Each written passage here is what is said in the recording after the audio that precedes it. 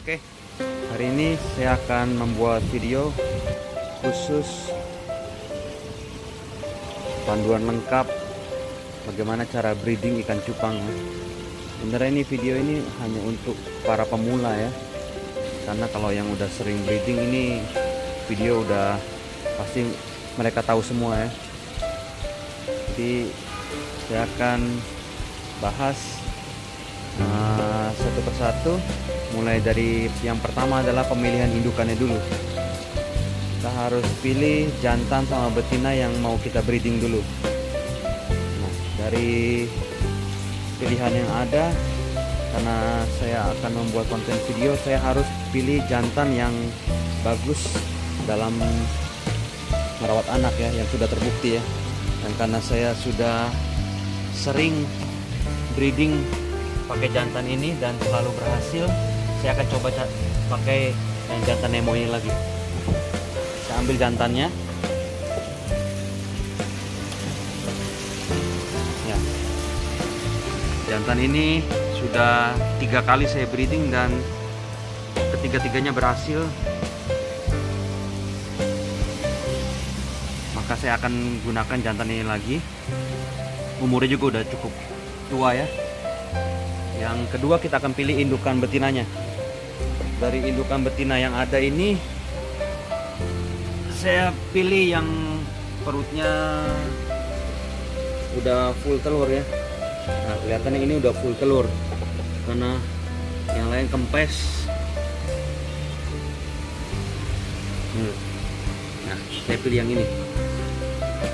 Indukannya ini saya angkat.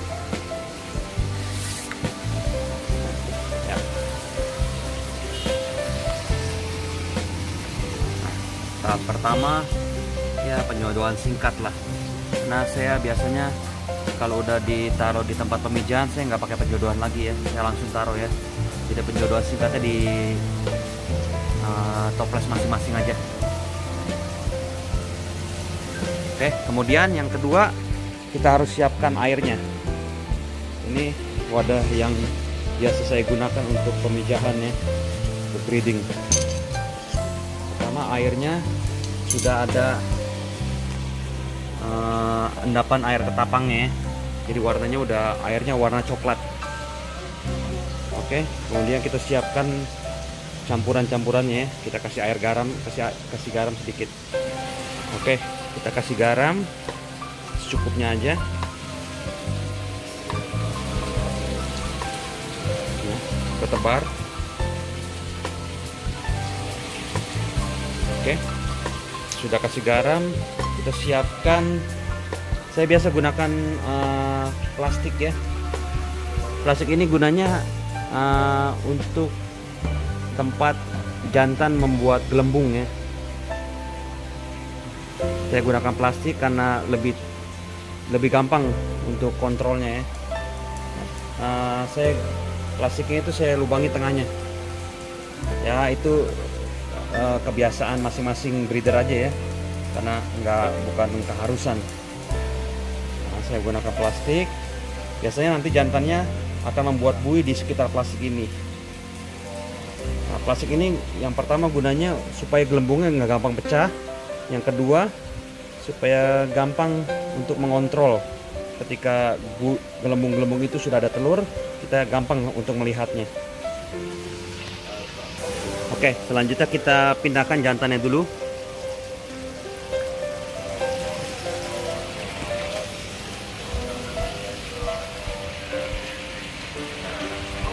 Kemudian kita pindahkan betinanya.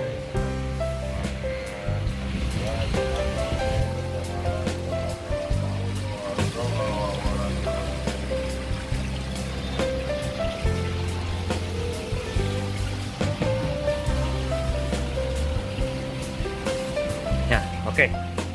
Nah, setelah jantan sama betinanya disatukan begini, saya langsung tutup ya, pakai penutup ya. Penutup. Yang biasanya kalau pemula itu suka penasaran ya, suka intip-intip. Kalau saya enggak. Saya pengalaman kalau diintip-intip itu kadang-kadang justru jadi gagal.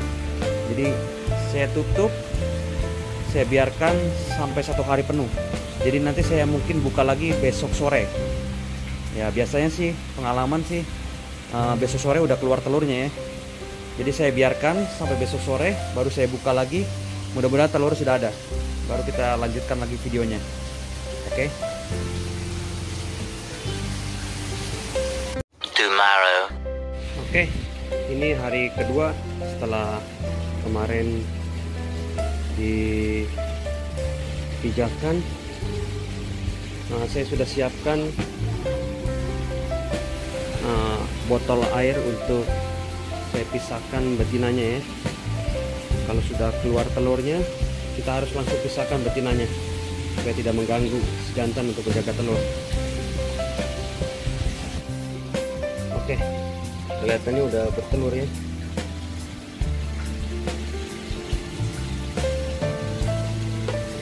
Cuma nggak terlalu kelihatan jelas karena telurnya bertumpuk.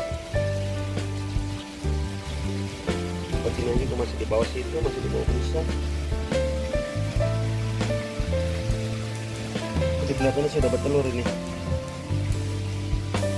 Coba langsung pisahkan aja betinanya. Itu ada bintik-bintik putih tuh.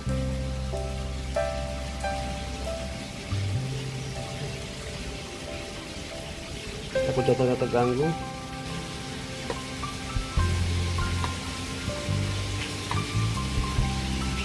Saya pisahkan aja betinanya. Oke, saya udah pisahkan betinanya dalam botol sini. Jadi saya akan biarkan jantan ini menjaga telurnya ya. Jadi kita akan rekam lagi nanti di hari ketiga kalau telurnya sudah menetas. Tomorrow. Oke, ini hari ketiga. Sepertinya belum ada tanda-tanda ikannya menetas ya. Karena telurnya masih utuh.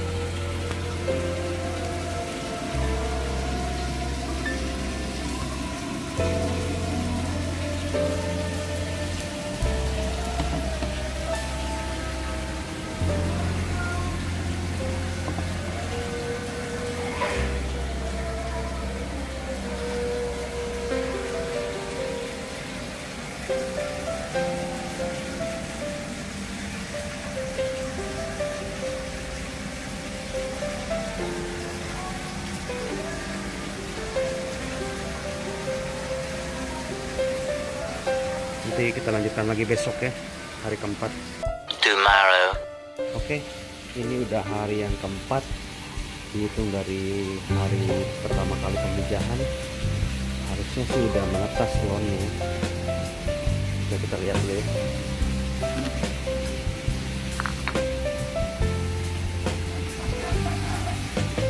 Ya, sesuai dugaan, telurnya sudah menetas. Jangan masih terganggu ya. Nah, itu kita bisa lihat bintik-bintik itu. Nah, bintik-bintik hitam itu adalah burai-burai yang sudah menetas ya. Berarti ini umurnya baru 1 hari, dia belum jatuh. Biasanya nanti bentar lagi dia jatuh, terus dia pungutin sama jantannya. Oke, karena sudah menetas, maka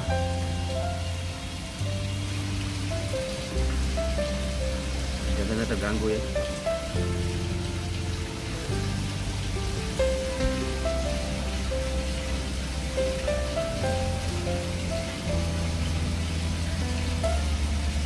Oke, karena sudah menetas, saya nggak mau ganggu dulu jantannya, saya tutup lagi. Nanti besok hari kelima kita bisa rekam lagi. Selanjutnya kita akan siapkan wadah pembesarannya ya. Oke, yang pertama-tama kita siapkan airnya terlebih dahulu. Oke, airnya jangan terlalu tinggi, ya sekitar 15 cm aja lah, 15 cm. Kemudian setelah airnya disiapkan, kita tambahkan, kalau saya pakai garam mineral tablet ya.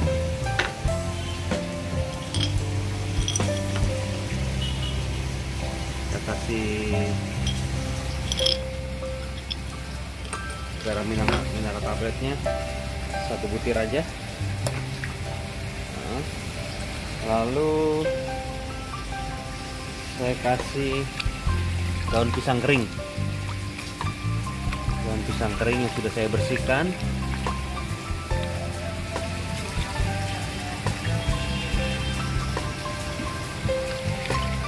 Oke, selanjutnya saya tambahkan daun ketapang. Ntar saya ambil dulu. Oke, saya tambahkan daun ketapang, disebar aja, nggak apa-apa. Nah, nanti biarkan, nah itu daun ketapangnya bagus sekali. Begitu disebar, langsung keluar cairan jataninnya. Nah itu, daun ketapang super ya.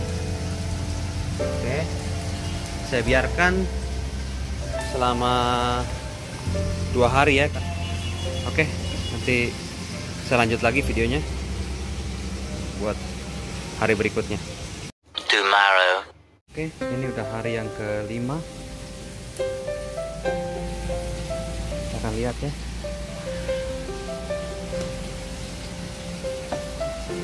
Ya, hari ke-5. Nah, anak-anak udah mulai kelihatan.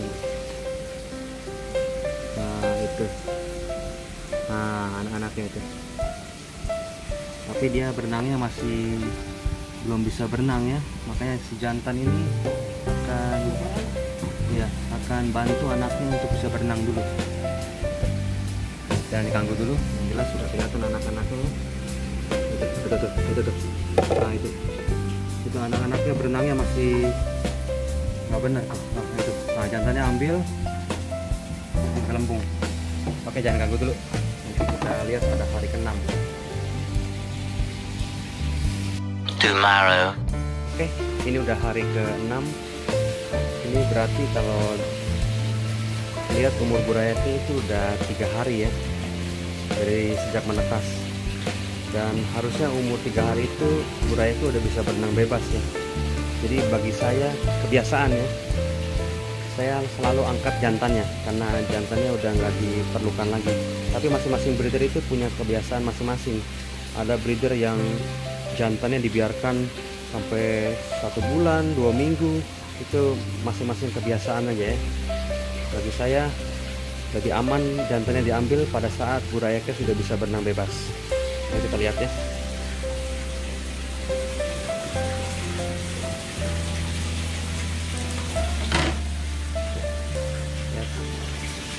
Anaknya udah, ini anaknya sedikit.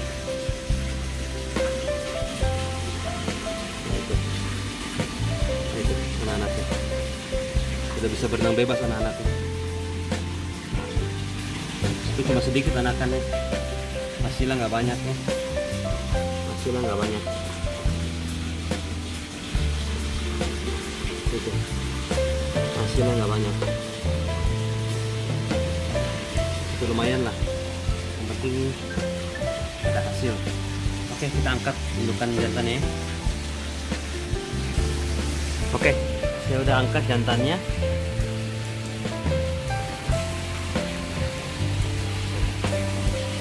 Sebenarnya tujuan saya angkat jantan di umur 3 hari ini, yang pertama saya takut juga sih, meskipun jantannya kelihatan bagus, tapi saya takut jadi kanibal ya. Kalau stres kita rekam-rekam, jadi lebih aman kalau kita angkat aja.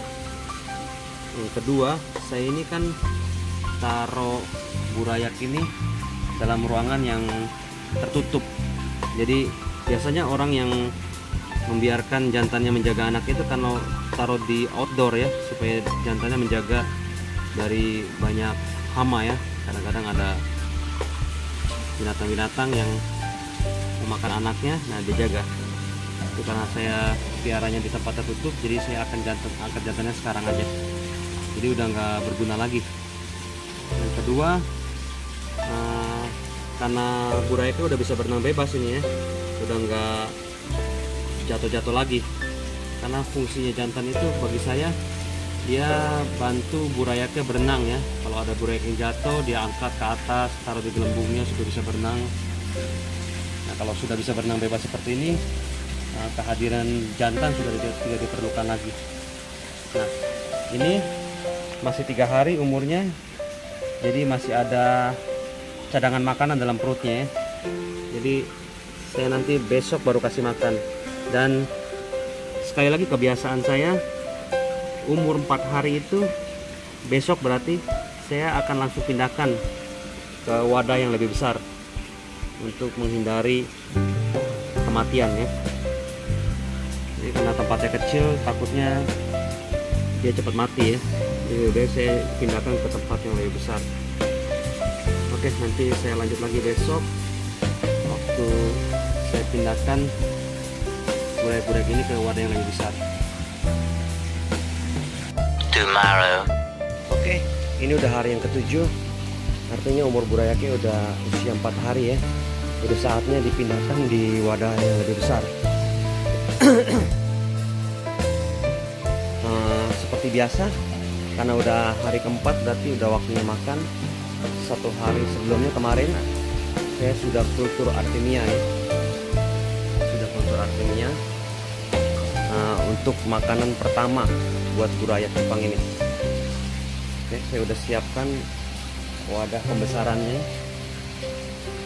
Saya akan pindahkan, tapi seperti biasa juga kita samakan dulu suhunya. Ya, ikannya udah bisa berenang bebas semua ya.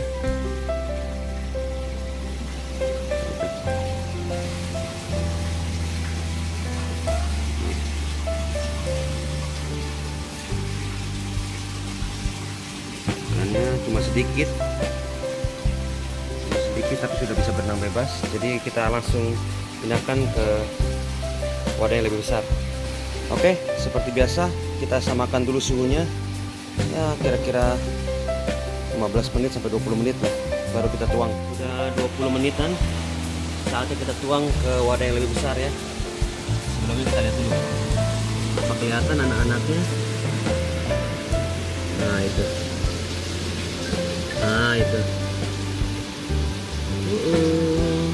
cuma sedikit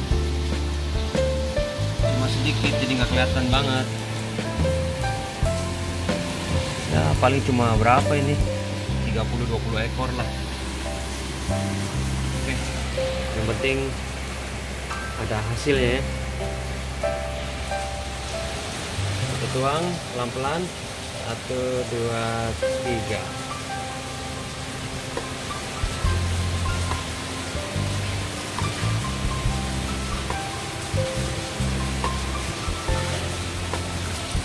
Oke, selesai.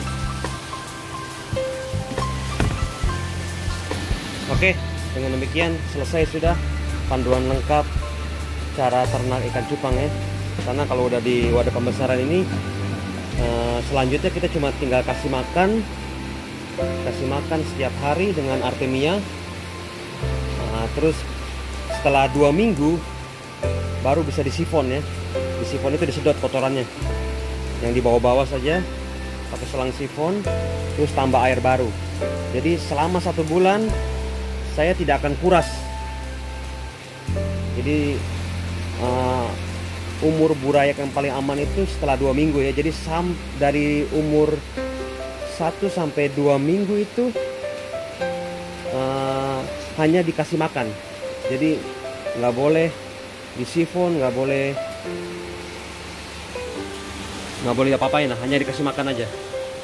Karena umur burayak umur 1 sampai 2 minggu itu masih rentan kematian ya.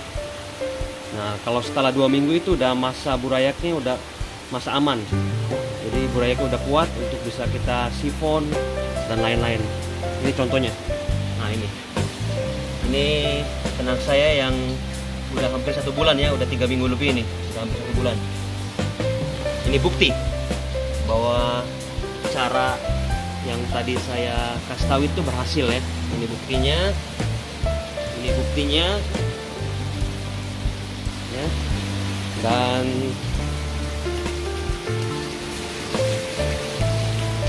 Ini buktinya juga. Jadi saya memberikan panduan lengkap cara ternak itu bukan karena katanya, baca buku, kata orang, tapi dengan bukti. Oke, Sampai di sini dulu.